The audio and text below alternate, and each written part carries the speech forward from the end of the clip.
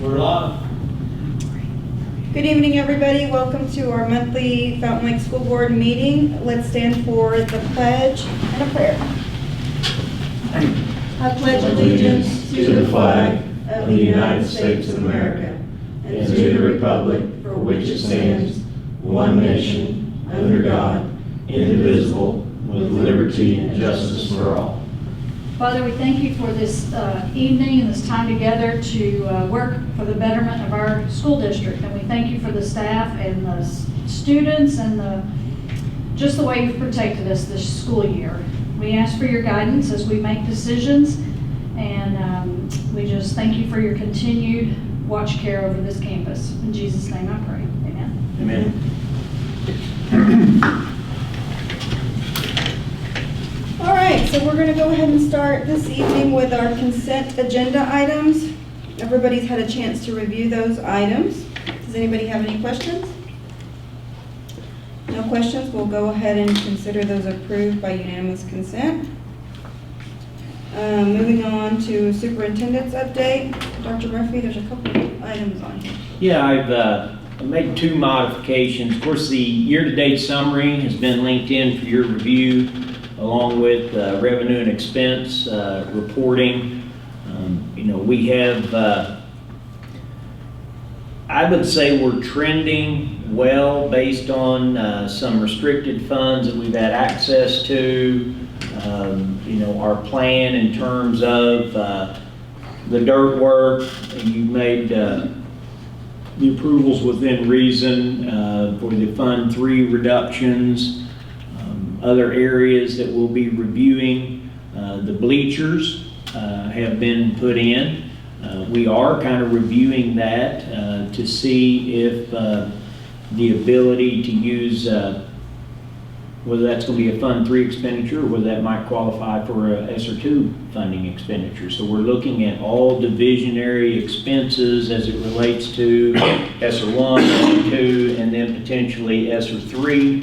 Those are allocations that are federal allocations that we do not have the coding set up for yet, so you're not going to see any reflection of that in the current year as far as those additional large sums of money. The two that we can share with you is the original was $160,000. We received that as we moved towards the beginning of the current fiscal year in which we're in, and then we did receive allocation in the placement of roughly $1.6 million in ESSER 2.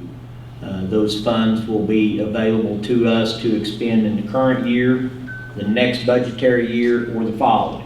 So we really need to begin to frame out that two-year strategy of the utilization of those funds. And then we've recently, Steve, it's public now as far as ESSER 3, and it's anticipated that we could be receiving as much as, what, $3.5 million in relation to ESSER 3 funding comparatively to ESSER 2. So your 1.6 and 3.5 will give us the flexibility to have additional programming available for students, technology available for students. Mindfulness is that money is available through current year, next fiscal year, and the following. It's an infusion of a very large sum of money, hopefully for us to shore up. It could be used for different facility modifications related to indoor air quality. We're reviewing strategies this evening. We have some items that we're seeking approval on as it relates to a new business item, and you'll be able to see some of those things tonight in terms of those allocations, and then we can talk a little more specifically regarding those funds. So that's at the federal level. I've added an item B and an item C. Item B is brand new to you. It's just a very recent legislative bill that was signed into law that I have studied, and I don't have the details. I'll have the details this week, but I went in and looked, and I do believe we will qualify. So let me kind of tell you the history of the intentionality of the governor to bring up the minimum teacher salary. You remember that the target is to take the base level teacher salary to $36,000 through a period of 3 years. We're into that progression. I think there's 2 more years beyond next year to get to that target level. Those funds available, because it's available only to districts that are below 36,000. So our base salary exceeds that, above 39,000. I think 39,250 is what you've authorized us to disperse. And so with that, we didn't qualify there. So the next strategy that they looked at is the lowest and the highest variation of a average teacher salary. So you take all your teachers in the system and you take the average rate of what your teachers are being paid, and there was like a $21,000 disparity between the average teacher salary high at well over $60,000 and the lowest average teacher salary at roughly $39,000. So what that means is we're all in the schedule at different places. We take the average of all of us to equate to the value, high being over $60,000 statewide in the Legislative Bureau of Research, low being roughly $39,000. And so what the state has done is they've come in and they've set a target threshold to try to reach. And any school district that is below that target threshold will receive state funding to apply directly to certified teacher salary increases only. So it'll be a categorical, and it will fund teacher salary increases. The target threshold is $51,882. I went into the statistical report in the 1920 year to grab the average, and it looks like our average is $49,799, which is below the $51,882 target, which qualifies us for roughly $185 per. You take the average daily membership of the prior third quarter, roughly saying we can probably put $250,000 into teacher salaries in the upcoming school year. Now, before anyone gets too excited, we don't know the true impact that would have to the base rate of pay. It will have to include the benefits. One of the things that we just found out is that benefits could go up as much as 10% in the upcoming year. We need to be able to cover all of our benefits. There's definitely going to be an opportunity to look at the certified salary schedule in terms of a recommended increase. The funds would be a categorical, it would be distributed in the next fiscal year, and once you're eligible, you receive it for 2 years. Then they reset the threshold. And when I say they reset the threshold, they say that in the law, they will then move it up slightly from the target of $51,882 to a new number to continue to try to bring teacher salaries up in the state of Arkansas, but the categorical will be exclusionary to any district that is above that threshold line. So there's districts that, quite frankly, right now are going to experience the 10% increase to benefits with no new money because their average teacher salary exceeds that amount. I have a question about that. So did they look at our current makeup of teachers and salaries? Is that what you're saying? To come up with the average, they looked at our current staff, or they looked at our current pay scale? What they do, I'll grab this. I mean, do they factor in years of experience coming up with this average? Yes. They take into consideration the lump sum total is what they do. I'll just show you. With that target, I guess what they're looking at is they wanting to prevent compaction of the salary schedule, where your top teacher is making $40,000, your bottom teacher is making $39,000. You meet your minimum, but they want that raised up. To create an average in teacher salary, Yes. you are taking that threshold of each of us being at a different place. Right. Because we had different years of experience. Correct. And what they, in this line, Steve, can I grab that screen real quick? I'm just gonna show them where this comes from. No, because it's on Okay. the camera. It's Okay. not me. It's Okay, the that's camera. fine, so I won't do it, but in the My School Info and the annual statistical report, what they're doing is they're taking the average of our teachers that are not paid by federal funds. So any teacher exclusionary from federal funds, they pull that average, it's line 84, if you want to find it in there. And what it indicates in there, looking at it, it's called average salary, non-federal licensed classroom FTEs. And so what the state's doing is they're taking that line item, and if that district is below 51,882, they're eligible. If they're at or above that, they're ineligible for that categorical funding. So they're basically just taking all the salaries and dividing it by the number of There you go. FTEs Yes. that you have. Mhm. Yeah, and that's how they're creating the average. So with a younger teacher base, obviously that number is going to be lower, Yes. And potentially could make you eligible right? to expand the current salary. And so There's kind of a benefit to having, there's never a true, in educational funding on a statewide basis, as much as we would want to make everything fair and equal, right? there's always variables. And so you described a variable. If your staff happens to be a little younger, potentially your average teacher salary might be slightly lower. If your staff is more experienced and Right. way over in the schedule, it might drive your average teacher salary up. They've looked at a lot of different metrics. I just applaud, the legislature feels as though they want to commit to teacher salaries. I think that's terrific. And so this was an approach to step out and commit to average teacher salary, knowing what I said on the front end, that you have over a $21,000 discrepancy in the average teacher salary from teacher A or school district A to Z in the state of Arkansas.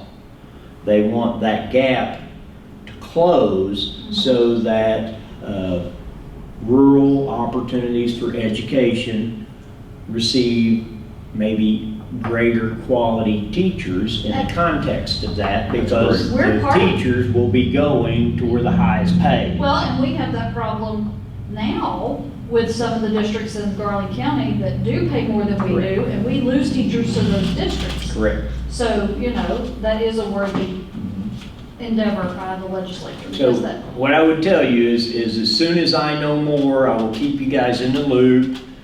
Tanya and I are working to devise a plan just as soon as we can come up with a recommendation. I know our teachers are very interested in learning more about this as well. I wanted to make this announcement here this evening. I did meet with PPC last week. At that point in time, we had not had a statewide superintendent meeting with Johnny Keys and Ivy, Dr. Pfeffer, to really kind of lay out the implications of this legislation. So this has kind of been, it's one of those things that's, it's went from a bill now to an act. It's been signed. We're going to formulate it, and the department will guide how the money is going to be distributed, because what we don't want to do is we want to use those discretionary funds first. I mean, it could very well be as much as $1,500 on the base. And so what you don't want to do is not create an accurate estimate of how to use those funds and guide the board into a recommendation where we have to offset that with another $100,000 when we're getting $250,000 from the state. And this is for 2 years, then they're going to readjust, Correct. and then the 10% for benefits, I guess that's the increased cost in retirement, insurance, taxes. I think where that may be coming, it's the cost of doing business in the health insurance field. Okay. And so I think what you're seeing there is just this continual demand. We have a statewide benefit consortium that everyone participates in. And so on a statewide basis, the cost of doing business has brought the premiums up. So we're in the marketplace as a statewide Yes. consortium for insurance for our staff. Yes. So we're And we've had Okay. this experience with COVID, and so, unfortunately, when you have a medical field strained in the manner that it's been strained, you're beginning to see the ripple effects of the cost of doing business. And they anticipate the increase to be 10%. Okay. So, but that does, this money does allow us to pay for benefits and salary. So it's not just salary only, and then we have to go find the funds to pay the benefits. So it's just too early for me to even indicate what a recommendation would be to base rate of pay increase. But it definitely is such exciting news for our teachers. I wouldn't want to not share it based on where we're at. The second item has been very hard for me, I'll be very honest with you. But when I look at the context of programming, out-of-state travel and the liability associated with that, I just have a hard time equally distributing from the Beta Club to the next group an allocation of district funds. So what we're going to be doing is allowing the Beta Club, if they can fundraise and attend, we'll give them the latitude to do that. But for us to realistically use district expenditures, up to about, I think it's $17,000, the last figure that I saw. It's just too much for us to embrace, knowing full well that that's only one club. Right. And it's really not about the Beta Club, it's about the equity of all clubs and activities, when we know full well that we see some organizations and clubs that work very hard to build up their activity fund to conduct activities without any local district support.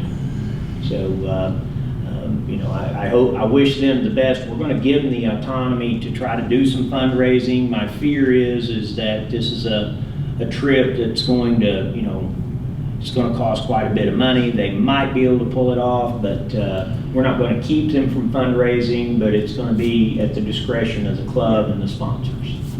And I wanted to bring that before you guys and make sure that that is the direction that we could be going here. Because there will be some people that don't like this message. Yeah. I think that's fair, just because there's been other opportunities for other groups to go, and it's never been where the school has provided any kind of assistance, which I hope that one day we get to the point where we could do that for everybody, but I don't know how you would divvy that out. Right.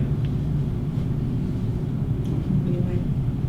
So those are really the two items that I had. The other items, I'm going to kind of turn it over to Hayden. He's got a couple things that he might want to share outside of some of the new business. Hayden? Yeah, I'm just going to give you an update on the construction going over here behind us. They are on schedule still. The April 30th deadline is where they're sitting at, but we did have some rainy days, so they may be 5 to 6 days off. They're coming close. The final grading has started taking place. All the topsoil they had built up on top that they already scraped is now getting pushed on all the edges, all the berms, all the sides, all the 2-to-1 slopes, 3-to-1 slopes are now getting that topsoil. They do plan on hydro seeding sometime next week if the weather is good. So still on schedule for that, so everything's looking good. Out in front of us, we do have new fiber optic going in. So that's been a kind of a worry of us from the tech team over here. And so we are boring new fiber starting coming all the way down from DeSoto Park, coming all the way this way.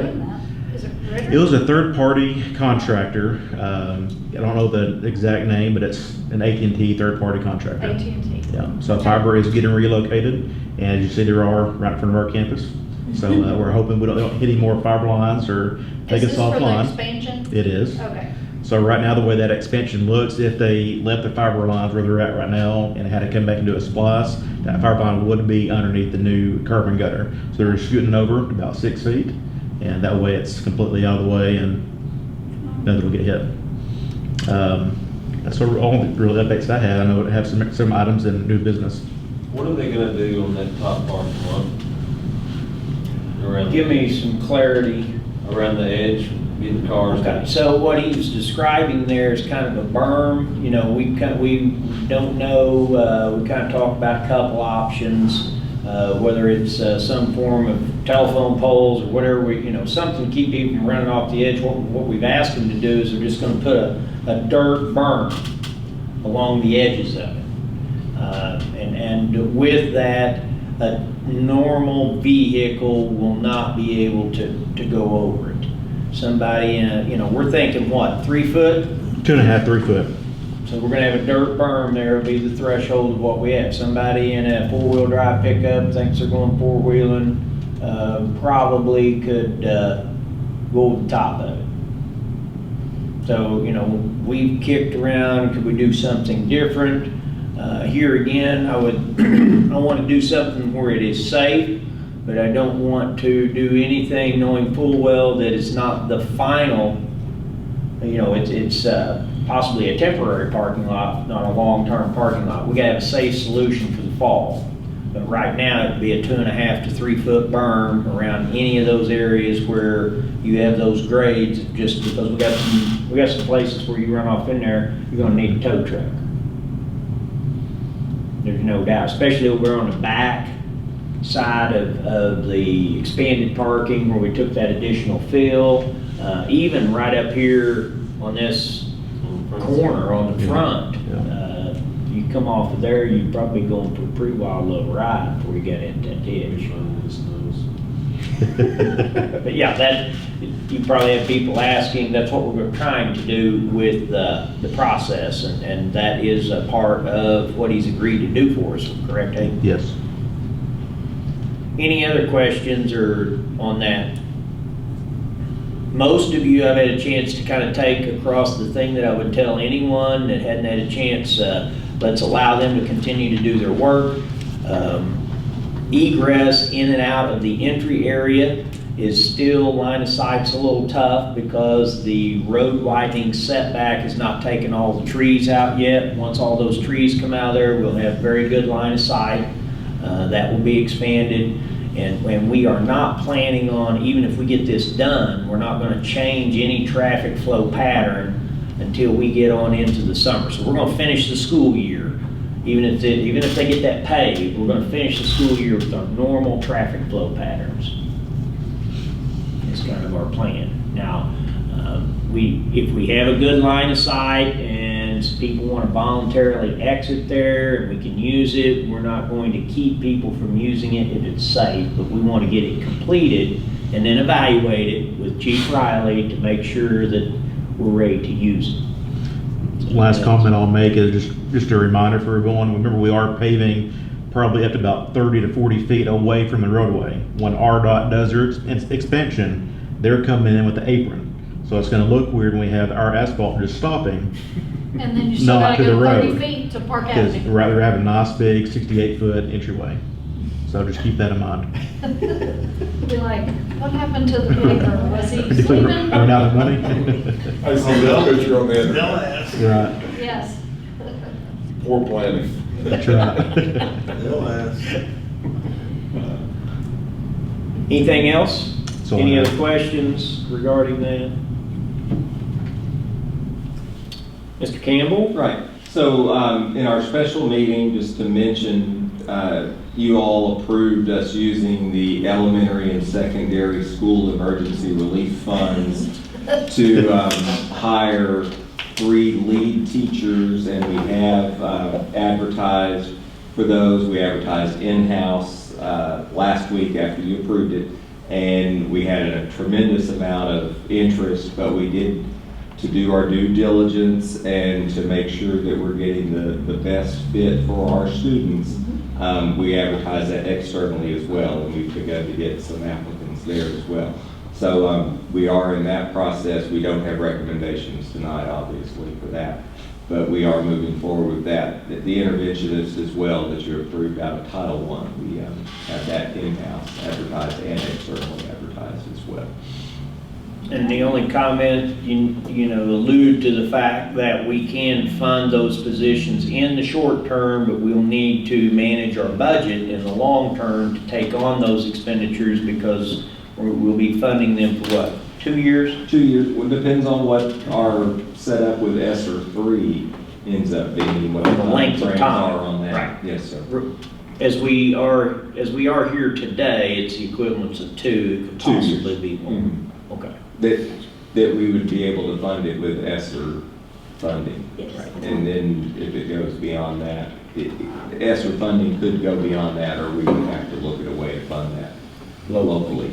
Yep. And we'll come back to you in a couple of years if that's the case and figure out how we need to do that. And then we are still continuing our partnership with the National Institute for Excellence in Teaching and getting some pretty good work out of that group through the Rural Ed Foundation, that grant from the Waltons.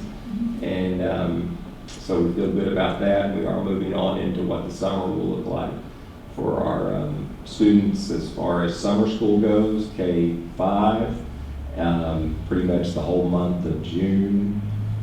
They'll have a summer school opportunity, really an enrichment opportunity in the elementary, and then more credit recovery, remediation type opportunity at the middle school level. So the elementary summer school will be basically 3 days of intensive, let's work on the skills that we may have missed while we were closed last year, or we may have missed because we were virtual students this year.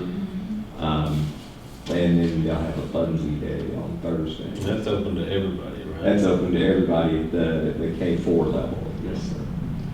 Really, I would tell you that I've tried to challenge our leadership, but one of our dilemmas is because we've not offered summer school to everyone to this degree, it's been more targeted intervention. The staffing models, our people are they're wore out. I mean, they're tired. It's been a COVID year, and so trying to get people to take on another month. And when I've talked to other leaders, everybody's in the same boat. Everybody's needing a break. Yeah, sure. But yet we're trying to extend quality programming for students, and you got to hire good people to make good things happen. And so that's been something that we've kind of kicked around in that context. But if you don't mind, go back for where we're at, give the board just with the Institute, just an example of when the group comes together, who's in the room, what are you talking about? Right. So because I've seen it, they haven't. So right now we've done it strictly by Zoom with a representative from the Institute, and met with the administrative team.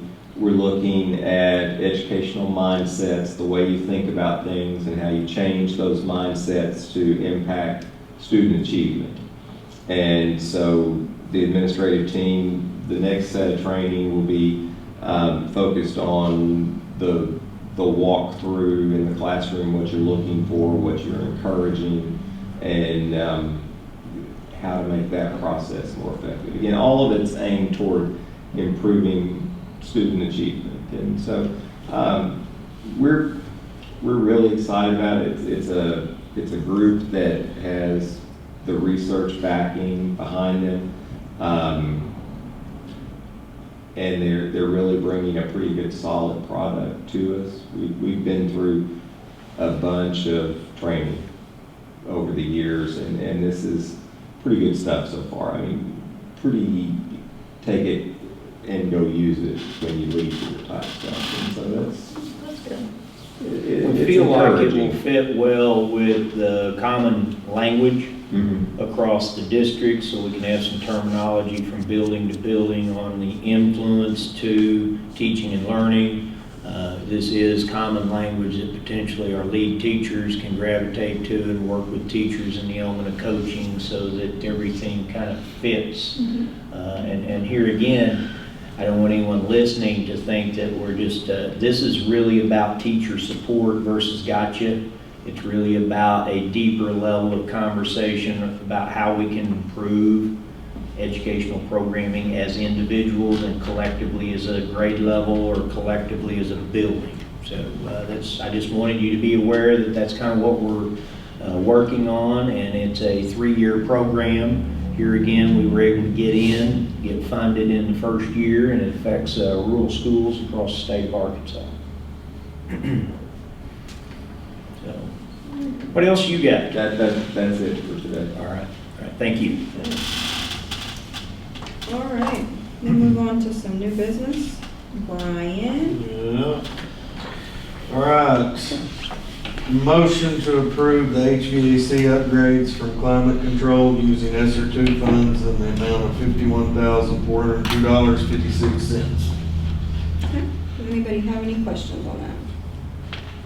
So to be clear, that's gonna be a nurse's room, a self-contained in the high school, field house, and some high school classrooms, is that right? 14 total, 14 units. Okay. Is this some of the units outside, right there where the student pickup area is on the elementary school?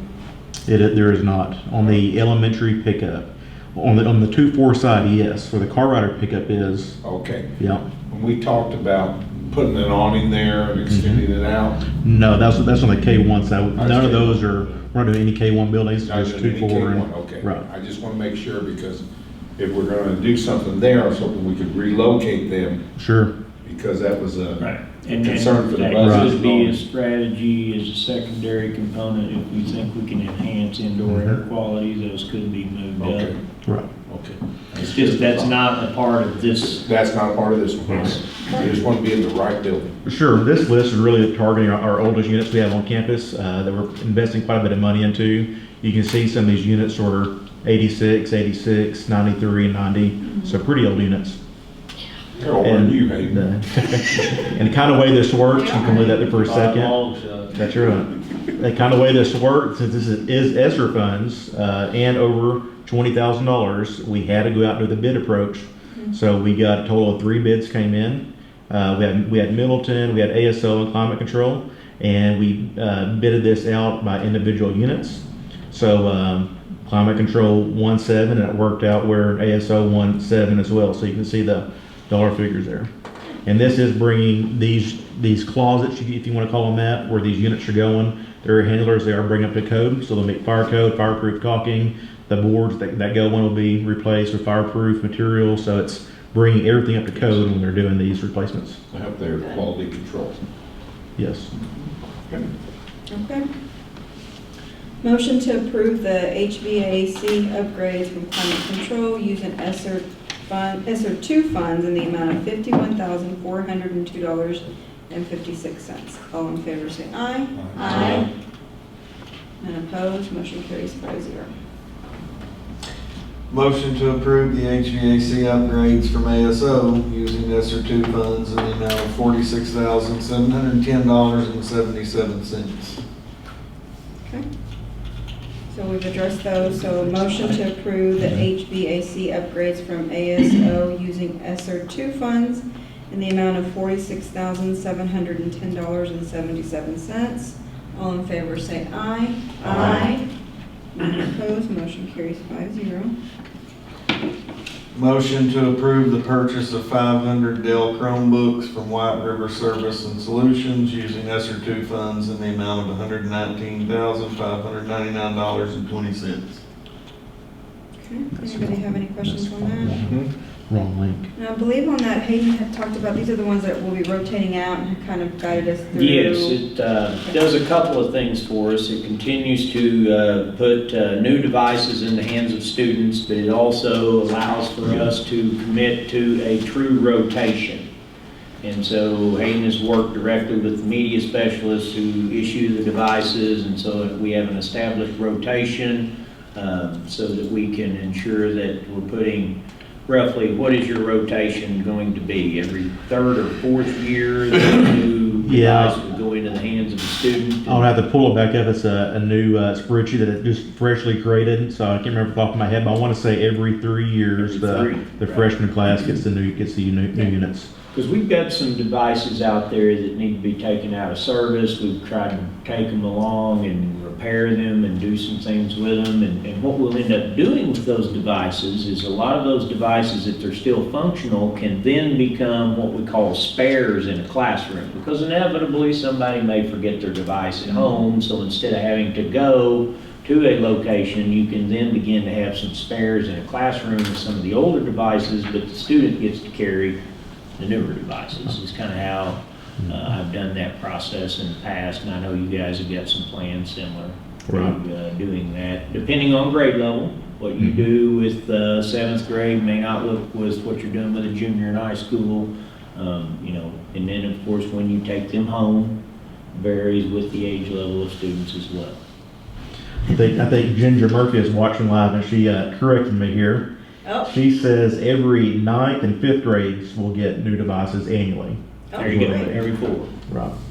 So an incoming freshman Right. and an incoming 5th grader, once Right. we get this in place, then we'll commit to the purchases annually to replace, you know, roughly. Do we have insurance on these devices? or- We do not.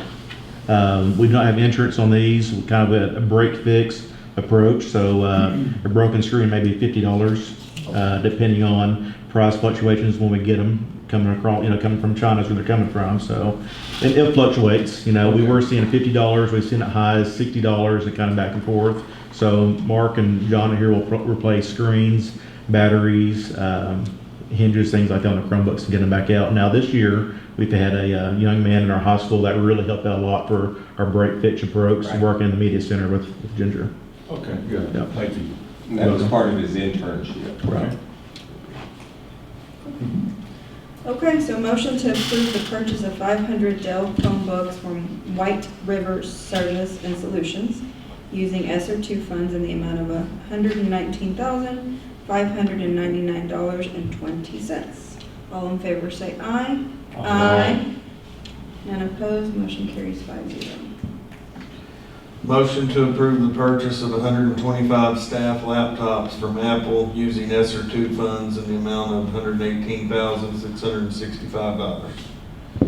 Okay, does anybody have any questions on that? We've talked about this as well Yes, in the each past. of these we introduced to you Yep. in a prior meeting, but bringing, of course, as actionable items this evening, but any further clarity would have that available. We, only comment I would make is you might think of Apple as a component of a full incorporated Apple product. The reason we're making this guided transition is the flexibility to be multiple platform.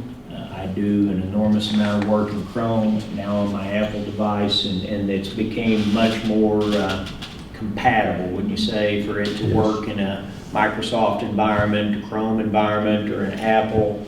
It really gives the end user probably the best experience, and we're looking for not only experience. Experience to us means easier to learn and easier to use once they understand how to do it, and it'll mirror very well if you want to talk a little bit about how they may be using the monitors in the individual classrooms for instruction. Sure. So in every classroom, we'll have we call an Apple TV. So the Apple TV will go behind the TV. So if you picture this Vizio TV on the wall, we'll have a small box that goes behind it called an Apple TV. We can use what we call screen mirroring, so the teacher will not be tied to any wires. So we're going to be saving tons on dock expensive HDMI cables, running HDMI cables that go out quite often. So a teacher can sit in her classroom, be portable, take her laptop to any conference room, to the boardroom, to any other co-teacher's classroom, be able to present wirelessly right to the screen. So one last thing I'll add to this is the current 125 laptops that were purchased 7 years ago this summer. They've done us very well. Those were Windows-based Microsoft computers, and we typically do a 6-year rotation. And we knew Apple was going to be releasing these, so we kind of held out 1 year. And I don't know if Mark's still there or not. And say, man, these laptops are dying. We had a lot of battery failures that were just expanding on us and kind of breaking. That price point 6 years ago for that Windows-based computer was $1,300. So you can see per device we're down to $879, and we're getting an 8-core CPU versus a 4-core, so a lot more performance, a lot better price. Last comment I'll add is we will be making available the old laptops for sale for our current teachers if they want to buy them. And we're looking at pricing that at $125 per laptop. They would get Microsoft Windows licensed on their computer and Microsoft Office. Anything else, will be de-licensed, if you want to use that term. And so I'll be going out here in the next next few days.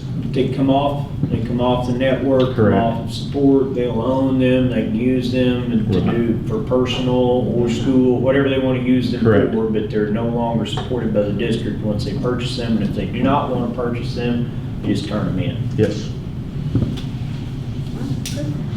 Okay, motion to approve the purchase of 125 staff laptops from Apple Inc. using ESSER 2 in the amount of $118,665. All in favor say aye. Aye. None opposed, motion carries 5-0. Motion to approve the purchase of a new 2021 Microbird 16-passenger special education bus from Central States Bus Sales, Inc., using RMAC funds in the amount of $77,974. Any questions on that? I have one. Okay. It comes equipped with an REI 3 camera system, Okay. but we're paying an additional $2,200 for an REI 5 camera system. What's the difference of an REI 3 and REI 5? I mean, If it says 5 on there, I think that was an additional operations requested. right, it says it was an additional I see request that. off of the state That one, contract. so what's going on there, when Gary gave us that quote, normally every bus would get spec'd with a 5 camera system, and it's supposed to be 3 for a minibus. Okay. Yeah, I okay, didn't so catch that that's- one. Yeah, I'm just curious I guess there's 3 cameras. On a it comes minibus. with- On a minibus, and we want a 5 camera system. Right.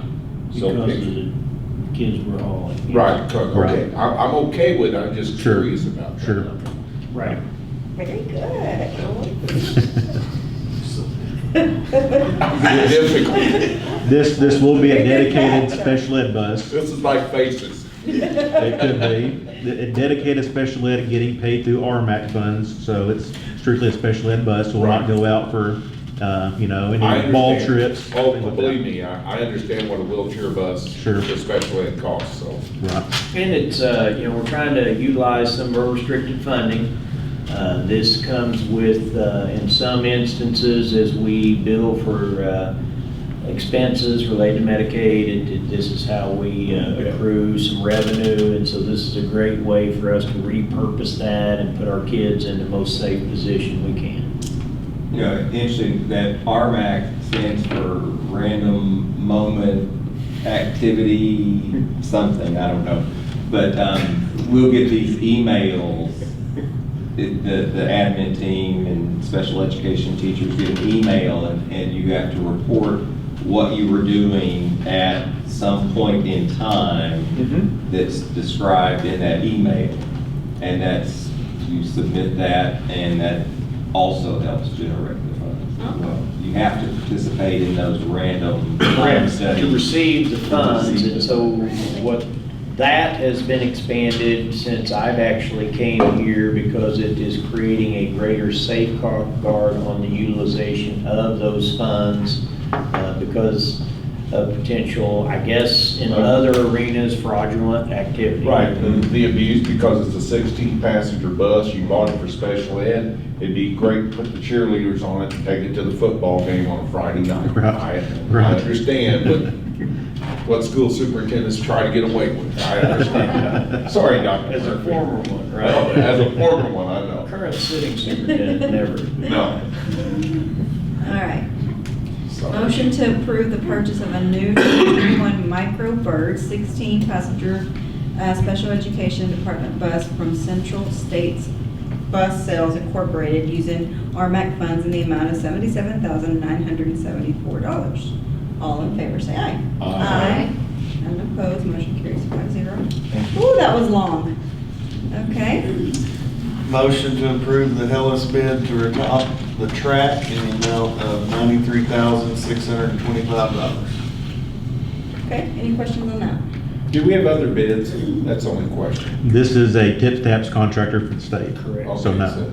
So I want to provide a point of clarity because I didn't give you an email or anything. If you recall, we had a very in-depth discussion last October-ish in the auditorium discussing a full ribbon replacement of the track.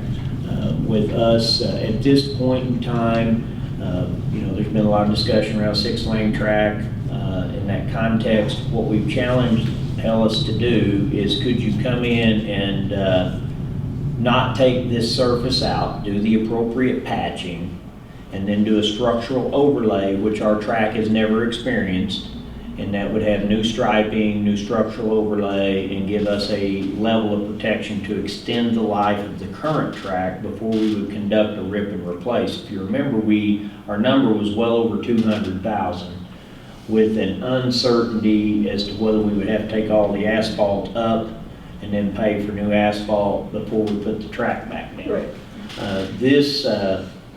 I think this takes care of any formulated liability, gives us a surface that people can safely walk on, run on, and utilize, and would come without an extended, extensive warranty. You need to understand that, this won't get you another 15 years, no. But it could potentially get you 5. It could, depending on weather, it may go no more than 3. But what it does do is it puts us in a different situation down the road, depending upon other district level decisions that we might choose to make centered around that entire area. So I feel like we've challenged them to come in and do the repairs, give us that structural spray we're seeking, and that's the recommendation. So you would not be spending the original authorized $215,000. So we would replace that expenditure with this expenditure. The timeline would remain the same. And we're out no additional cost because we approved a prior project and we're shifting gears. Those materials have already been allocated to ship elsewhere because it'll be, they'll be doing several track replacements across multiple states this summer. So I think it's still a early June timeline. I want to say June 4th, Yep. the after school's out, when they begin. Right after school gets out, they will get started. I think it's great. Motion to approve the Hellas bid to retop the track in the amount of $93,625. All in favor say aye. Aye. None opposed, motion carries 5-0. On to personnel. Okay, motion to approve the certified leave of absence request for the 21-22 school year for the following: Cassie Eddy, elementary teacher. Okay, anybody have any questions? Motion to approve the certified leave of absence request for the 2021-2022 school year for the following: Cassie Eddy, elementary teacher. All in favor say aye. Aye. None opposed, motion carries 5-0. Motion to accept the letters of resignation from the personnel below for the correlating position effective at the end of 2020-2021 school year. Becky Hughes, assistant elementary principal, district testing coordinator, and Mark Davis, athletic director. Okay, any questions? Motion to accept the letters of resignation from the personnel below for the correlating position effective at the end of the 2020-2021 school year. Becky Hughes, assistant elementary principal, district testing coordinator, and Mark Davis, athletic director. All in favor say aye. Aye. None opposed, motion carries 5-0. Motion to hire the following for the correlating positions for the upcoming 2021-2022 school year: Bradley Lambeth, assistant boys basketball coach, classroom teacher; Corey Jackson, middle school teacher. Okay. Questions? Motion to hire the following for the correlating positions for the upcoming 2021-2022 school year: Bradley Lambeth, assistant boys basketball coach, classroom teacher; and Corey Jackson, middle school teacher. All in favor say aye. Aye. Motion carries 5-0. And with that, we are adjourned. All right. Is there